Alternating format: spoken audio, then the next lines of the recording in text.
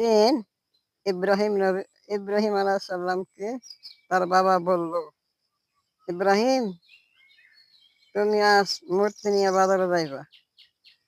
তো ইব্রাহিম আলাইহিস সালাম কতগুলো মূর্তি নিয়া বাজারে রওনা দিল।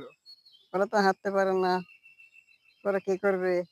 হাতে পা না ধরে রশি দিয়ে বাইন্ধা তারপর হেঁচড়া লইয়া গেছে। লইয়া গেছে পরে একটা পা ভাইঙ্গা গেছে, একটা ঠ্যাং ভাইঙ্গা গেছে, একটা নাক, মুখ কিছুই নাই। সব ভাইঙ্গা গেছে। পরে বাড়িতে আয়া পরে আপনার ওই যে যেখানে মূর্তি রাখে ওইখানে রাখছে। এবার আইসা দেখে বড়, বড় মূর্তি বানাইছে। এই মূর্তির সামনে বিভিন্ন ধরনের দুধ, কলা, চিড়া, দই এসব খাবার দিয়া রাখছে। ইব্রাহিম আলাইহিস সালাম কয়, "এই খাস না কেয়া?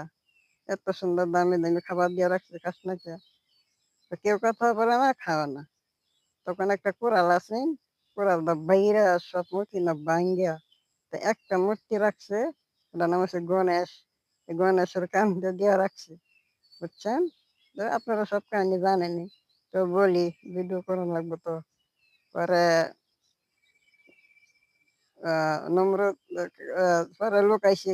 নমরুদের লগে যে আ থাহে ডিউটি করে ওরা আইছে। দেয় সব মূর্তি ভাঙ্গা একটা মূর্তি বাকি আছে। তখন নমরুদের কাছে খবর দিল। নম নমরুদকে তো তারা ক্ষুধা রাখ ক্ষুধা রাখ ক্ষুধা রাখতো। বুঝছেন? পরে দেখো আমাদের মূর্তি তো সব ভাঙ্গা। কয় কে করলো এ কাজ? পরে সবাই গবেষণা করে দেখে যে ইব্রাহিম আলাইহিস সালাম তো আমাদের মূর্তির বিপক্ষে ছিল। ইব্রাহিম আলাইহিস সালাম এই কাজ করছে। ইব্রাহিম ছাড়া এ কাজ কেউ করে নাই। তো ইব্রাহিম আলাইহিস সালামকে ডাইকা আনলো, আইনা বলল, "ইব্রাহিম, আ তুমি এই মূর্তিগুলা ভাঙছো কে?" কয়, "আমি ভাঙছি না তো।" কয়, "কেডা ভাঙছে?" কয় যে, "দেখেন না যার কান্দে কুড়াল সেই তো ভাঙছে। কে হাঁটতে পারে?